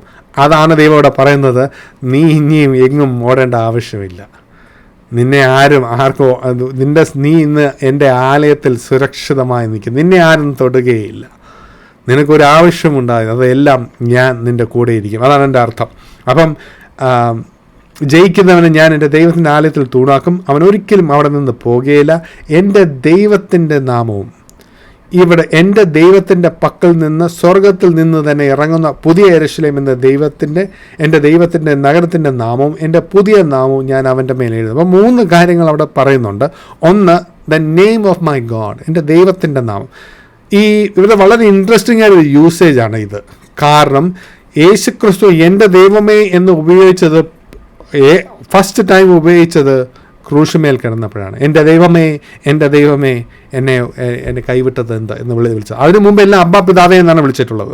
പക്ഷേ ക്രൂശിൽ കിടന്നപ്പോൾ മാത്രമാണ് എൻ്റെ ദൈവമേ എന്ന് വിളിച്ചത്. പക്ഷേ ഇവിടെ വീണ്ടും പറയുന്നുണ്ട്. അപ്പോൾ ഇവിടെ വളരെ ഇൻട്രസ്റ്റിംഗ് ആണ് ഈ യൂസേജ് വന്നത്. അപ്പോൾ എൻ്റെ ദൈവത്തിൻ്റെ നഗരത്തിൻ്റെ പേര്, പുതിയ യെരൂശലേമിൻ്റെ പേര്, പിന്നെ പുതിയൊരു പേരും, I would write upon him my new name. അപ്പോൾ 3 കാര്യങ്ങളാണ് ഈ ജയിക്കുന്നവന് കൊടുക്കുന്നത് അല്ലേ? 1, അവൻ തൂണാവും. 2, അവനെങ്ങും ഒരു ആവശ്യവുമില്ല, അവനെ ആർക്കും മാറ്റുവാൻ കഴിയില്ല. അതിന് കാരണമുണ്ട്. ഈ 3 പേരുള്ള വ്യക്തിയാണ് ആ നഗരത്തിൽ കൂടെ നടക്കാൻ പോകുന്നത്. ആരെങ്കിലും ആ വ്യക്തിയെ എന്തെങ്കിലും ചോദ്യം ചെയ്യുമോ? 1, ദൈവത്തിൻ്റെ പേരുള്ളവൻ. 2, ആ വരാനിരിക്കുന്ന പുതിയ യെരൂശലേമിൻ്റെ പേരുള്ളവൻ. പിന്നെ വേറൊരു പേരും കൂടി അവന് കൊടുക്കുന്നുണ്ട്. അപ്പോൾ എല്ലാ രീതിയിലും ഈ വ്യക്തികൾക്ക് ഒരു കുറവും ആ നഗരത്തിൽ ഉണ്ടാകത്തില്ല. ആരും തന്നെ ഈ വ്യക്തികളെ ഒരു നോക്കുമ്പോൾ തന്നെ ഇവരാരാന്ന് അവർ മനസ്സിലാവും. നമ്മുടെ ഈ പോലീസിലെ മേധാവികൾക്കെല്ലാം ഈ പല സ്റ്റാറുകൾ ഉള്ളതുപോലെ ഈ 3 പേരുകൾ കണ്ടു കഴിയുമ്പോൾ ഇവരൊരു സംഭവം തന്നെ ആയിരുന്നു അവർ ഈ ഭൂമിയിൽ വെച്ച് ഇവർ യഥാർത്ഥത്തിൽ ജയിച്ചവർ തന്നെ. ഇവരൊരു സംഭവം തന്നെയാണ്. ഇവരെ ഒന്നും ചെയ്യുവാൻ കഴിയില്ല. ഇവരാണ് പല കാര്യങ്ങളും അവിടെ തീരുമാനിക്കാൻ പോകുന്നത്. അതുകൊണ്ട് തന്നെയാണ് ദാവീദിൻ്റെ താക്കോൽ എന്ന് പറയാൻ കാരണം. ഏറ്റവും അവസാനം എല്ലാ ലെറ്ററും എഴുതുന്ന പോലെ നിർത്തുന്ന പോലെ തന്നെ ഇവിടെയും പറയുന്നുണ്ട്, ആത്മാവ് സഭകളോട് പറയുന്നത് എന്തെന്ന് ചെവിയുള്ളവൻ കേൾക്കട്ടെ.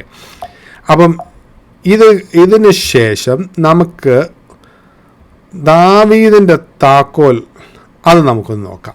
എന്താണ് ഈ ദാവീദിൻ്റെ താക്കോൽ? ഇത് എവിടെ? ഇത് ആദ്യം പറയുന്നത് യെശയ്യാവിൻ്റെ പുസ്തകം 22-ാം അധ്യായം അതിൻ്റെ 20 മുതൽ 25 വരെയുള്ള വാക്യങ്ങൾ. യെശയ്യാവിൻ്റെ പുസ്തകം 22-ാം അധ്യായം അതിൻ്റെ 20 മുതൽ 25. അപ്പം ഞാൻ വായിക്കാം. അന്നാളിൽ ഞാൻ ഹിൽക്കിയാവിൻ്റെ മകനായ എൻ്റെ ദാസനായ എലിയാക്കീമിനെ വിളിക്കും. അപ്പോൾ ഈ എലിയാക്കീമിനെ കുറിച്ച് അറിയണമെങ്കിൽ ഈ അസറിയ രാജ്യം യഹൂദയെ ആക്രമിക്കുമെന്ന് യെശയ്യാവ് എന്ന പ്രവാചകൻ മുന്നറിയിപ്പ് കൊടുക്കുന്നുണ്ട്. എന്നാൽ യഹൂദയിലെ നേതാക്കന്മാർ അല്ലെങ്കിൽ യഹൂദയിലെ മൂപ്പന്മാർ അത് കേൾക്കാൻ കൂട്ടാക്കുന്നില്ല. അവർ അതുകൊണ്ട് തന്നെ അവർ ദൈവത്തെ ആശ്രയിക്കാതെ ഈജിപ്തിനെയാണ് ആശ്രയിച്ചത്. അതുകൊണ്ട് തന്നെ കനത്ത തിരിച്ചടി ഉണ്ടാവും. അവിടെ ഷെബ്ന എന്ന ഒരു വഞ്ചകനായ ഒരു നേതാവുണ്ടായിരുന്നു. അയാൾക്ക് വളരെ ഇമ്പോർട്ടൻ്റ് ആയിട്ടുള്ള വളരെ സുപ്രധാനമായ ഒരു ഔദ്യോഗിക പദവി ആ വ്യക്തിക്കുണ്ടായിരുന്നു. പക്ഷേ ആ വ്യക്തിക്ക് ജനങ്ങളുടെ നന്മയ്ക്ക് വേണ്ടിയല്ല ആ പദവി ഉപയോഗിച്ചത്. ആ പദവി ഉപയോഗിച്ചത് സ്വകാര്യ നേട്ടങ്ങൾക്ക് വേണ്ടിയായിരുന്നു. ഇപ്പോൾ ദൈവത്തിൻ്റെ ജനമേ, ഒരു കാര്യം ഓർത്തുകൊള്ളണം, സ്വകാര്യമായ നേട്ടങ്ങൾക്ക് വേണ്ടി ദൈവം തന്ന പദവികൾ ഉപയോഗിച്ചു കഴിഞ്ഞാൽ, ദൈവത്തിൻ്റെ ജനത്തിന് വേണ്ടി കൊടുക്കാൻ വേണ്ടി തരുന്ന പദവികൾ സ്വകാര്യമായ നേട്ടങ്ങൾക്ക് വേണ്ടി ഉപയോഗിച്ചു കഴിഞ്ഞാൽ ഒരു നാൾ ദൈവം ആ വ്യക്തിയെ എടുത്ത് മാറ്റും. അപ്പോൾ ഈ ഷെബ്നയെ എടുത്ത് മാറ്റിയിട്ട്, ഈ വഞ്ചകനായ നേതാവിനെ എടുത്ത് മാറ്റിയിട്ട് ദൈവം പിന്നെ കൊടുക്കുന്നത് വിശ്വസ്തനായ ഒരു എലിയാക്കീം എന്ന് പറയുന്ന ഒരു വ്യക്തിക്കാണ്. ഈ എലിയാക്കീമിനൊരു കാര്യമുണ്ടായിരുന്നു. എലിയാക്കീമിൻ്റെ ഒരു താക്കോലുണ്ടായിരുന്നു. ഈ എലിയാക്കീമിൻ്റെ താക്കോൽ എന്ന് പറഞ്ഞാൽ വളരെ ഭാരമുള്ള ഒരു ഹെവി ആയിട്ടുള്ള ഒരു താക്കോലായിരുന്നു. അത് എലിയാക്കീമിൻ്റെ തോളിലാണ് ഇട്ടുകൊണ്ട് നടന്നത്. അതായത് ഈ താക്കോലുള്ള വ്യക്തിക്കാണ് രാജാവിൻ്റെ അടുത്ത് ആർക്ക് പോകുവാൻ കഴിയത്തില്ല എന്ന് തീരുമാനിക്കുന്നത് ഈ എലിയാക്കീമാണ്. അതായത് ഈ താക്കോൽ തോളുമേൽ ആർക്കാണോ ഉള്ളത് അവരാണ് തീരുമാനിക്കുന്നത് ജനത്തിൽ ആർക്കാണ് രാജാവിനെ കാണുവാനുള്ള ആക്സസ് ഉള്ളതെന്നുള്ളത്. അതായത് സർവമായ എല്ലാ രീതിയിലും ചോദിച്ചു കഴിഞ്ഞാൽ ഒരു പൂർണ്ണ ഭരണാധികാരം ഉണ്ട് എലിയാക്കീമിന്. അപ്പോൾ എലിയാക്കീം ഒരു വലിയ താക്കോൽ ഒരു വളയത്തിൽ ചുവന്ന് അത് തോളിൽ തൂക്കിയിട്ടിരുന്നു. അപ്പോൾ ഈ രാജാവുമായിട്ട് ഒരാൾക്ക് സദസ്സ് വേണമെങ്കിൽ അത് അനുവദിക്കാനോ നിഷേധിക്കുവാനോ ഉള്ള അധികാരം എലിയാക്കീമിനുണ്ടായിരുന്നു. അപ്പം രാജാവിൻ്റെ അന്ന് ഈ എലിയാക്കീം സമ്മതിക്കാതെ രാജാവിനെ വന്ന് കാണുവാൻ കഴിയില്ല. അതുകൊണ്ട് തന്നെ ഇത് യേശുക്രിസ്തുവിൻ്റെ ഒരു പ്രതിരൂപം തന്നെയാണ് എലിയാക്കീം തന്നെ. കാരണം യേശുക്രിസ്തു പറയുന്നുണ്ട്, എന്നിൽ കൂടെ അല്ലാതെ പിതാവിനെ കാണുവാൻ കഴിയില്ല. ഈ ഒരു ഭാഗത്ത് പറയുന്നുണ്ട് ദാവീദിൻ്റെ താക്കോൽ ആരുടെ കയ്യിലുള്ളത്? യേശുക്രിസ്തുവിൻ്റെ കയ്യിലുള്ളത്. അപ്പം പിതാവിൻ്റെ മേൽ സദസ്സ് നമുക്ക് അല്ലെങ്കിൽ പിതാവിനെ കാണണമെങ്കിൽ അത് യേശുക്രിസ്തു തീരുമാനിക്കും അത് കാണുമോ കാണത്തില്ല എന്നുള്ളത്. അവിടെയാണ് ഈ ഭാഗമുള്ളത്. നമുക്ക് വേണമെങ്കിൽ ഒന്ന് വായിക്കാം. 20 മുതൽ യെശയ്യാവിൻ്റെ 22-ാം അധ്യായം 20 മുതൽ 25 വരെ. അന്നാളിൽ ഞാൻ ഹിൽക്കിയാവിൻ്റെ മകനായ എൻ്റെ ദാസനായ എലിയാക്കീമിനെ വിളിക്കും. അവനെ ഞാൻ നിന്റെ അങ്കി ധരിപ്പിക്കും, നിന്റെ കച്ച കൊണ്ട് അവൻ്റെ അര കെട്ടും, നിന്റെ അധികാരം ഞാൻ അവൻ്റെ കയ്യിൽ ഏൽപ്പിക്കും. ഷെബ്നയുടെ അധികാരമാണ് കൊടുക്കുന്നത് പറയുന്നത്. ഞാൻ അവൻ്റെ കയ്യിൽ ഏൽപ്പിക്കും. അവൻ യെരൂശലേം നിവാസികൾക്കും യഹൂദാ ഗൃഹത്തിനും ഒരു അപ്പനായിരിക്കും. ഞാൻ ദാവീദ് ഗൃഹത്തിൻ്റെ താക്കോൽ അവൻ്റെ തോളിൽ വെക്കും. ഇവിടെയാണ് ആദ്യത്തെ വട്ടം ഇത് വരുന്നത്. ഞാൻ ദാവീദ് ഗൃഹത്തിൻ്റെ താക്കോൽ അവൻ്റെ തോളിൽ വെക്കും. അവൻ തുറന്നാൽ ആരും അടയ്ക്കുകയില്ല, അവൻ അടച്ചാൽ ആരും തുറക്കുകയില്ല. പൂർണ്ണമായ പരമാധികാരം ഈ എലിയാക്കീമിന് കൊടുത്തു. ഉറപ്പുള്ള സ്ഥലത്തൊരു ആണി പോലെ ഞാൻ അവനെ തറയ്ക്കും. യേശു ക്രിസ്തുവിൻ്റെ വേറൊരു പേരാണ് ആണി, ഇംഗ്ലീഷിൽ ദ പെഗ്. അപ്പോൾ യേശു ക്രിസ്തുവിനെ കുറിച്ചും പറയുന്നൊരു ഭാഗമാണിത്. ഇതൊരു പ്രോഫറ്റിക്കൽ ഭാഗമാണ്. എലിയാക്കീമിനെ കുറിച്ച് മാത്രമല്ല, യേശു ക്രിസ്തുവിനെ കുറിച്ചും പറയുന്നൊരു ഭാഗമാണ്. ഉറപ്പുള്ള സ്ഥലത്ത് ഒരു ആണി പോലെ ഞാൻ അവനെ തറയ്ക്കും. അവൻ തൻ്റെ പിതൃഭവനത്തിന് മഹത്വമുള്ളൊരു സിംഹാസനമായിരിക്കും. അവൻ്റെ മേൽ അവൻ്റെ പിതൃഭവനത്തിൻ്റെ സകല മഹത്വത്തെയും സന്തതിയെയും പ്രജയെയും കിണ്ണം മുതൽ തുരുത്തി വരെയുള്ള സകലവിധ ചെറുപാത്രങ്ങളെയും തൂക്കിയിടും. അന്നാളിൽ ഉറപ്പുള്ള സ്ഥലത്ത് തറച്ചിരുന്ന ആണി ഇളകിപ്പോകും എന്ന് സൈന്യങ്ങളുടെ യഹോവ അരുളിച്ചെയ്യുന്നു. അത് മുറിഞ്ഞു വീഴുകയും അതിന്മേൽ ഭാരം തകർന്നു പോവുകയും ചെയ്യും.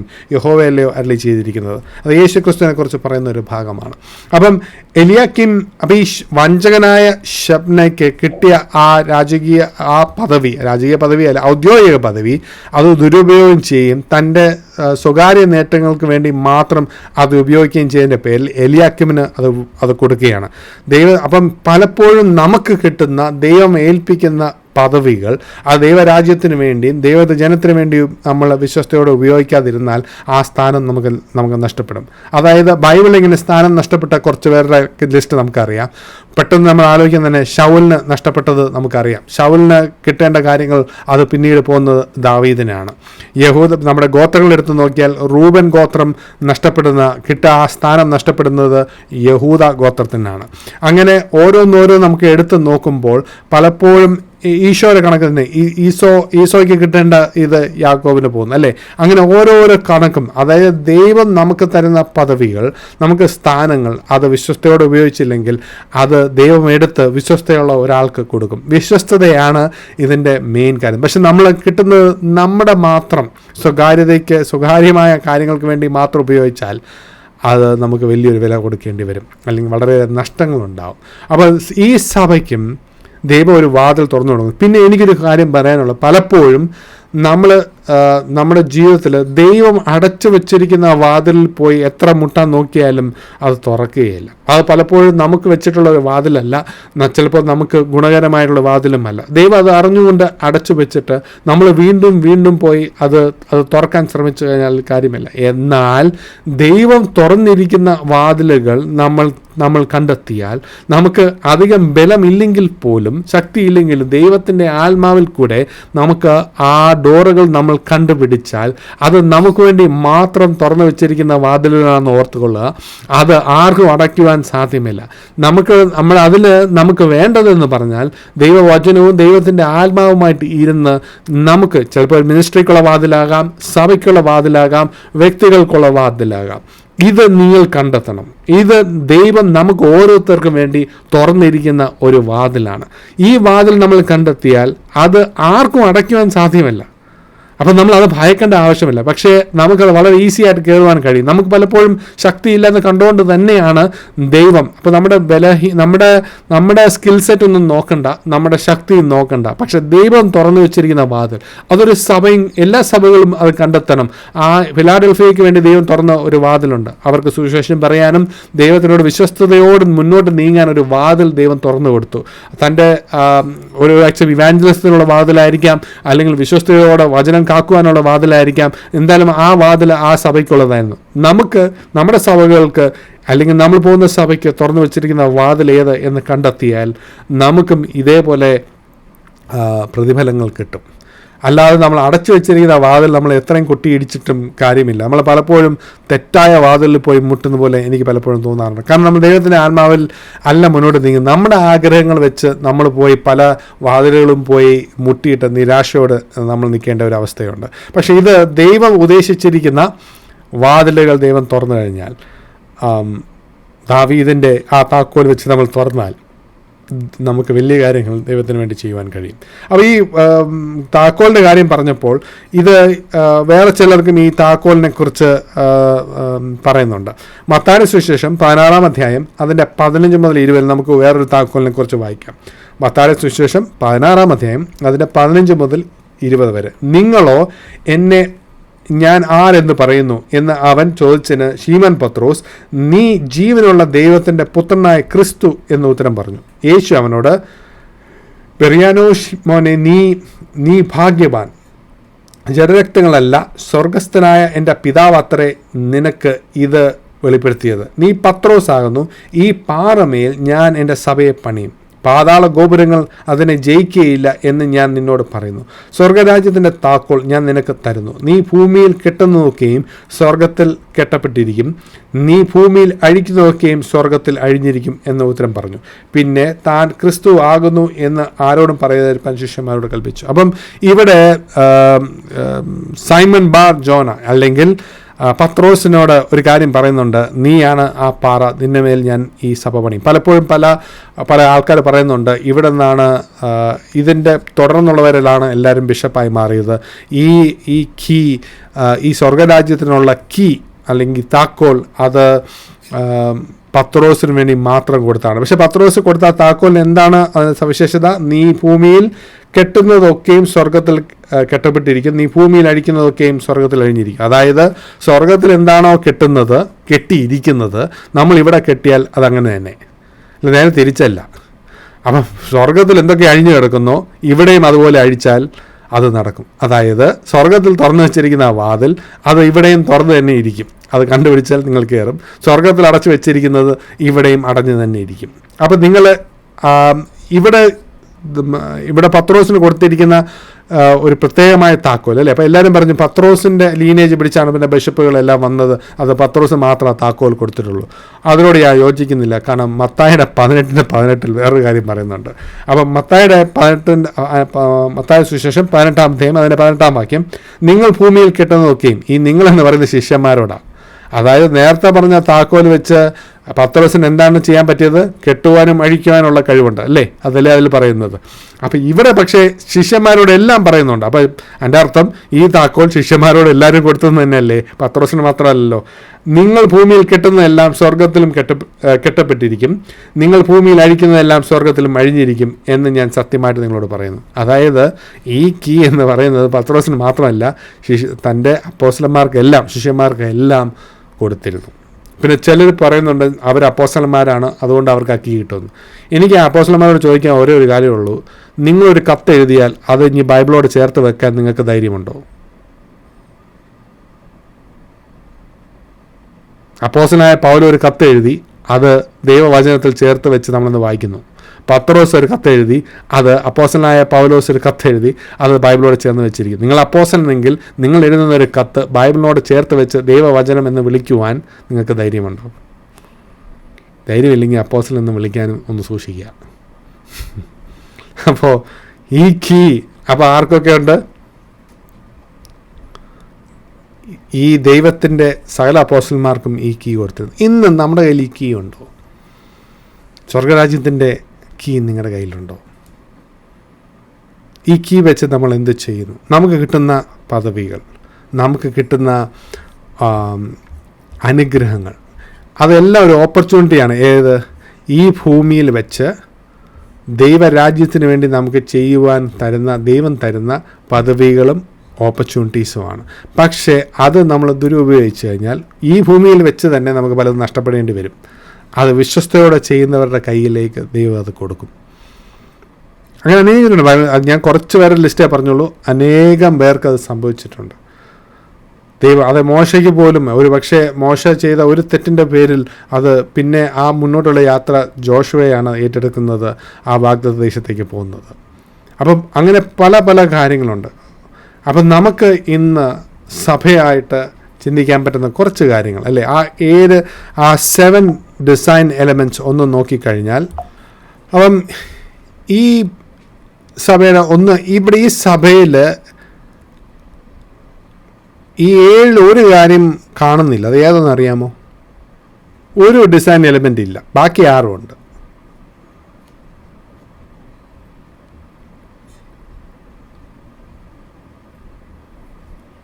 അതായത് ഈ സഭയെക്കുറിച്ച് ഒരു ദോഷവും പറയുന്നില്ല, ബാക്കി എല്ലാം ഉണ്ട്.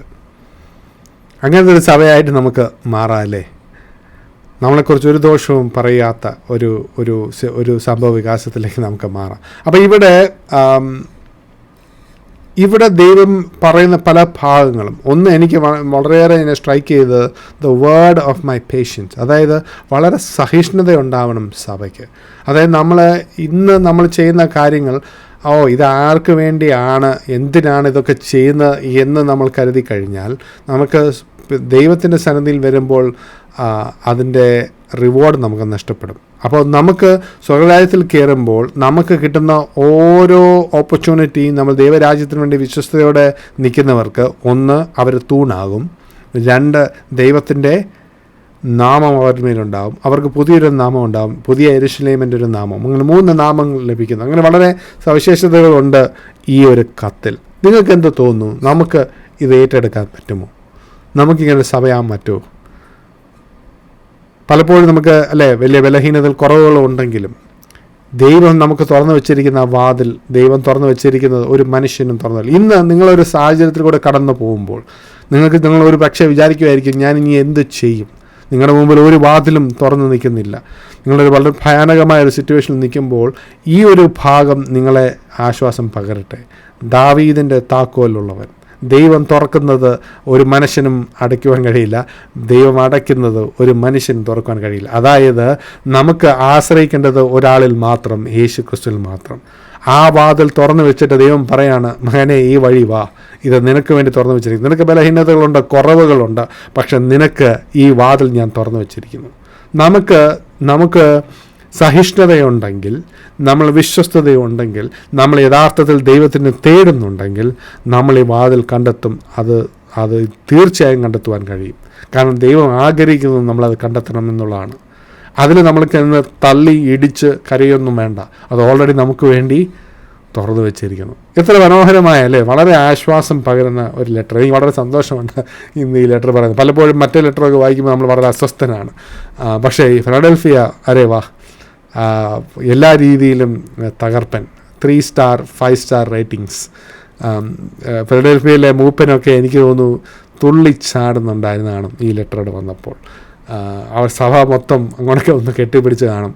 വി ഫൈനലി ഡിഡ് ഇറ്റ്, അല്ലേ? എന്തൊരു സന്തോഷമുള്ളൊരു ദിവസമായിരിക്കും. അവർ പലപ്പോഴും വിചാരിച്ച് കാണും, ദൈവം ഇതൊക്കെ കാണുന്നുണ്ടോ? ഒരുപക്ഷെ നമ്മൾ ചിന്തിക്കാറല്ലേ, നമ്മൾ ചെയ്യുന്ന ചെറിയ ചെറിയ കാര്യങ്ങൾ, നമ്മുടെ പ്രാർത്ഥനകൾ, നമ്മൾ ചെയ്യുന്ന ഓരോ ത്യാഗങ്ങൾ ചിലപ്പോൾ വേറൊരു മനുഷ്യൻ അറിയുന്നില്ലായിരിക്കാം. ഇത് ദൈവം കാണുന്നുണ്ടോ? ഇവിടെ ദൈവം പറയുന്നുണ്ട്, ഞാൻ കണ്ടു, നിൻ്റെ പ്രവൃത്തികൾ ഞാൻ കണ്ടു, അതുകൊണ്ട് തന്നെ നിനക്ക് വേണ്ടി വാതിൽ. അപ്പോൾ നമുക്കിനി എന്ത് ബലഹീനതയുണ്ടെങ്കിലും നമുക്ക് ഇന്നൊരു കാര്യം മനസ്സിലായി, ദാവീദിൻ്റെ താക്കോലുള്ളവർ. അപ്പോൾ നമുക്കിന്ന് നമ്മുടെ പ്രാർത്ഥനകളൊന്നും മാറ്റാം. നമുക്കറിയാം, അപ്പാ എങ്ങനെയെങ്കിലും തുറക്കണമെന്നല്ല, അപ്പാ നീ തുറന്നു വെച്ചിരിക്കുന്ന ആ വാതിൽ എനിക്ക് കാണിച്ച് തരണമേ. അതാണ് നമ്മൾ പ്രാർത്ഥിക്കേണ്ടത്. ദൈവം തുറന്ന് വെച്ചിട്ടുണ്ട്, പക്ഷെ നമ്മുടെ ആത്മീയ കണ്ണുകൾ അത് കാണുന്നില്ലെന്ന് മാത്രം. എൻ്റെ ബിസിനസ്സിന് വേണ്ടിയുള്ള വാതിലുകൾ, എൻ്റെ മിനിസ്ട്രിക്ക് വേണ്ടിയുള്ള വാതിലുകൾ, എൻ്റെ കുടുംബത്തിന് വേണ്ടിയുള്ള വാതിലുകൾ, എൻ്റെ ജോലിക്ക് വേണ്ടിയുള്ള വാതിൽ, അത് ഏതാണപ്പാ എന്ന് നമ്മൾ ചോദിക്കുമ്പോൾ അത് അപ്പ കാണിച്ചു തരിക തന്നെ ചെയ്യും. പക്ഷേ അതിന് സഹിഷ്ണുത വേണം. നമ്മൾ അവൻ്റെ നാമം കാക്കണം. അവൻ്റെ നാമനിമിത്തം നമ്മൾ ദൈവത്തിന് വേണ്ടി പല കാര്യങ്ങൾ ചെയ്യേണ്ടി വരും. അങ്ങനെ ചെയ്യുമ്പോൾ ദൈവം അത് തുറന്ന് വെച്ചിരിക്കുന്നു, അത് തീർച്ചയായും.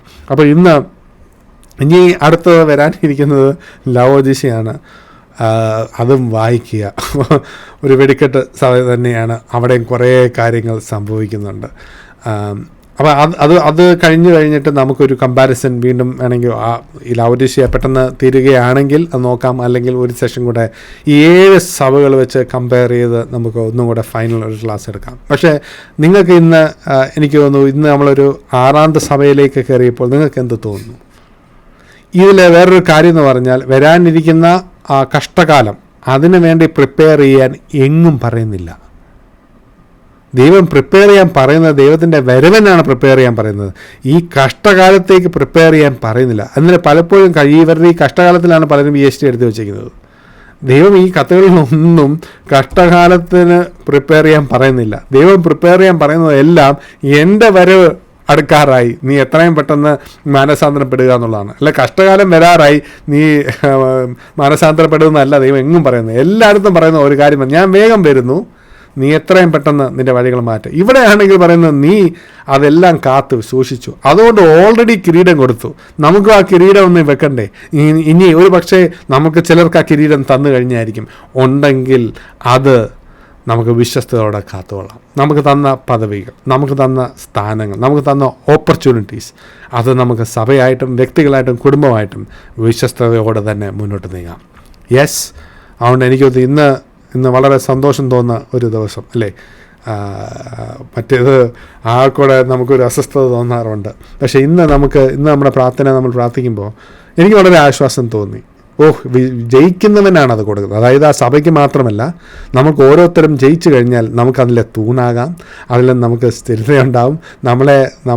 നമ്മൾ അവിടെ കൂടെ നടക്കുമ്പോൾ അതെന്തൊരു ദിവസമായിരിക്കും. ഒരു 3 സ്റ്റാർ പദവിയിൽ മുന്നോട്ട് നടക്കുക, അല്ലേ? 3 പേരുകളൊക്കെ ഉള്ള, അവർ മാറിയിരുന്ന് സംസാരിക്കുമായിരിക്കും, ഇവൻ പുലി തന്നെ, 3 പേരുള്ളവൻ. നമുക്ക് അതിനുവേണ്ടി പ്രവർത്തിച്ചൂടെ? നമുക്ക് ആ സഭയായിട്ടും വ്യക്തികളായിട്ടും നമുക്കൊന്ന് ഉത്സാഹിച്ച് പ്രവർത്തിക്കാം. ഈ ലോകം നശിച്ചു പോകുമെന്നേ. നമ്മുടെ ചുറ്റും ഇരിക്കുന്ന സൗഭാഗ്യങ്ങൾ, നമ്മൾ ചുറ്റുമുള്ള കെട്ടിടങ്ങൾ, നമ്മൾ കണ്ണുകൊണ്ട് കാണുന്നതെല്ലാം ഒരു നാൾ പോകും. ഒരു നാൾ ഈ കാര്യങ്ങൾ പ്രവൃത്തി ചെയ്യുന്നവന് മാത്രമായിരിക്കും അവസാനം ഈ കിരീടവും അവസാനം ഈ വെച്ചിരിക്കുന്ന ഓരോ സൗഭാഗ്യങ്ങളും. ഇത് മനസ്സിലാക്കുന്നവൻ ഭാഗ്യവാൻ. ഇത് മനസ്സിലാക്കുന്നവനാണ് യഥാർത്ഥ ബുദ്ധിമാൻ. കാരണം ഈ ലോകം, ഞാൻ ഇനി ഇവിടെ എന്ത് പണിതാലും ഇതുകൊണ്ട് എനിക്ക് മുന്നോട്ട് പോകാൻ പറ്റത്തില്ല, 6 അടി മണ്ണിൽ കയറി കിടക്കുമ്പോഴും എനിക്കൊന്നും കൊണ്ടുപോകാൻ കഴിയില്ല എന്ന് മനസ്സിലാക്കിയിട്ട് ഞാൻ ഈ പ്രവൃത്തി ചെയ്യും. എനിക്ക് അവിടുത്തെ തൂണാവണം, എനിക്ക് അവിടുത്തെ കിരീടങ്ങൾ ജയിച്ചേ മതിയാവും, അവൻ്റെ നാമം എൻ്റെ മേലിരിക്കണം. അതിന് നമ്മൾ ഇവിടെ വെച്ച് അവൻ്റെ നാമം നമ്മൾ സ്നേഹിച്ച് തുടങ്ങണം. അപ്പോഴേ ദൈവം പറയത്തുള്ളൂ, നിന്നെ കഷ്ടപ്പെടുത്തിയവർ, നിന്നെ ദ്രോഹിച്ചവർ നിൻ്റെ കാൽക്കൽ വന്ന് വീഴും, നമസ്കരിക്കും. അന്ന് അവരറിയും ഞാൻ എത്രത്തോളം നിന്നെ സ്നേഹിച്ചിരുന്നു. അങ്ങനെ തന്നെ ആവട്ടെ നമ്മുടെ ഓരോരുത്തരുടെയും ജീവിതം. നമുക്കൊരു നിമിഷം പ്രാർത്ഥിക്കാം. സ്വർഗീയ പിതാവേ, ഇന്ന് വളരെയേറെ നമ്മുടെ ഹൃദയം ശരിക്കും കുളിർമയുണ്ട് അപ്പാ. ഈ ഒരു സഭ നേടിയത് അത് ചില്ലറ കാര്യമല്ല. അങ്ങയുടെ ആത്മാവിൽ നിന്നുകൊണ്ട് അവർ അങ്ങയുടെ നാമം കാത്തു. അവർ സകല പ്രയാസങ്ങളിൽ കൂടെയും പ്രത്യാശയുള്ളവരായി മുന്നോട്ട് കാത്തിരുന്നു. പല പല പ്രതിസന്ധികൾ അവരുടെ ജീവിതത്തിൽ വന്നു. സഹിഷ്ണുതയോടെ അവർ പിടിച്ചു നിന്നു. അവർക്ക് വേണ്ടി ഒരു വാതിൽ നീ തുറന്നു കൊടുത്തു. ദാവീദിൻ്റെ താക്കലുള്ളവനെ അപ്പാ, നമുക്കൊരു കാര്യം മനസ്സിലായി, നമ്മുടെ ഏത് സാഹചര്യം മറികടക്കുവാൻ ഒരു വാതിൽ അങ്ങ് തുറന്നു വെച്ചിട്ടുണ്ട്. ആ വാതിൽ നമുക്ക് കാണുവാൻ നമ്മുടെ ആത്മീയ കണ്ണുകളെ തുറക്കണമേ. ദൈവത്തെ ജനത്തിൻ്റെ കണ്ണുകളെ തുറക്കണമേ. അവരുടെ ജീവിതത്തിൽ പ്രത്യാശയുള്ളവരായി അവർ ഈ ദൈവരാജ്യത്തിന് വേണ്ടി രാവും പകലും ധ്യാനിക്കുന്ന ദൈവവചനത്തിൽ ധ്യാനിച്ചുകൊണ്ട് ദൈവത്തിൻ്റെ ആത്മാവിനിൽ പ്രവൃത്തികൾ ചെയ്യുവാൻ അവരെ സഹായിക്കണമേ. അപ്പോൾ ഈ വചനം, ഈ ദിവ്യവചനം നമുക്ക് തുറന്നു തന്നതിനാൽ അങ്ങനെ സ്തുതിക്കുന്നപ്പ. ഇത് അനേകർക്ക് ലഭിക്കാത്ത വചനം, ഇത് നമ്മളിലേക്ക് തന്ന ദൈവമേ അങ്ങ് സ്തുതിക്കുന്നു.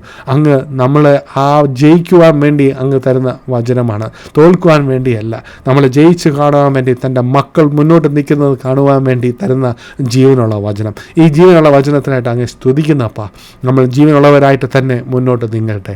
സഭയും ഈ കേട്ടുകൊണ്ടിരിക്കുന്ന ഓരോ വ്യക്തികൾക്കും ആ മാറ്റം അങ്ങ് ഉണ്ടാക്കണേ. അങ്ങയുടെ വചനം ഉണ്ടാക്കുന്ന മാറ്റം അത് അവരുടെ ശക്തി പകർന്നു കൊടുക്കണേ. അവർ പ്രത്യാശയില്ലാതായി നിൽക്കുമ്പോൾ അവർ ഓർക്കട്ടെ, അവർക്ക് വേണ്ടി ഒരു വാതിൽ തുറന്നു നിൽപ്പുണ്ട്. അത് ദാവീദിന് താക്കോലുള്ളവൻ, അവൻ തുറന്നു വെച്ചത് അവിടെ തന്നെയുണ്ട്. ഒരു മനുഷ്യനും അടയ്ക്കുവാൻ സാധ്യമല്ല. അതുകൊണ്ട് അപ്പ അവരുടെ ഹൃദയങ്ങളിൽ ശക്തി പകരണമേ. We thank you my father. തന്ന എല്ലാ വചനത്തിനായിട്ടും അങ്ങ് സ്തുതിക്കുന്നു, യേശുക്രിസ്തുവിൻ്റെ വലിയ നാമത്തിൽ തന്നെ. അപ്പോൾ ഗോഡ് ബ്ലെസ് യു. തുടർന്നും രാവും പകലും ധ്യാനിച്ചുകൊണ്ടിരിക്കുക. നമുക്ക് വിജയം കൈവരിക്കേണ്ടതുണ്ട്. വളരെ ദൂരം സഞ്ചരിക്കാനുണ്ട്, അതിവേഗം ബഹുദൂരം. അപ്പം ആ രാജ്യത്തിലേക്ക് നമുക്ക് ഓടിക്കയറാം. യെസ്, ദൈവം നിങ്ങൾ ഓരോരുത്തരെയും അനുഗ്രഹിക്കട്ടെ. അടുത്ത ലാവോദീസ്യ വായിച്ച് റെഡിയാകുക. അതോടെ നമ്മുടെ 7 സഭകളോടുള്ള കത്ത് തീരും. അത് കഴിഞ്ഞ് അടുത്തൊരു ഭാഗം, അതിനും നമുക്ക് തയ്യാറെടുത്തുകൊള്ളാം. അതും ചെറിയൊരു ഭാഗമൊന്നുമല്ല. ഓക്കെ, അപ്പോൾ ഗോഡ് ബ്ലെസ് യു ഓൾ. ദൈവങ്ങൾ അനുഗ്രഹിക്കട്ടെ. നിങ്ങൾ തുറന്നും വീണ്ടും കേട്ടോണ്ടിരിക്കുക, വീണ്ടും ധ്യാനിക്കുക, വായിക്കുക. God bless you all.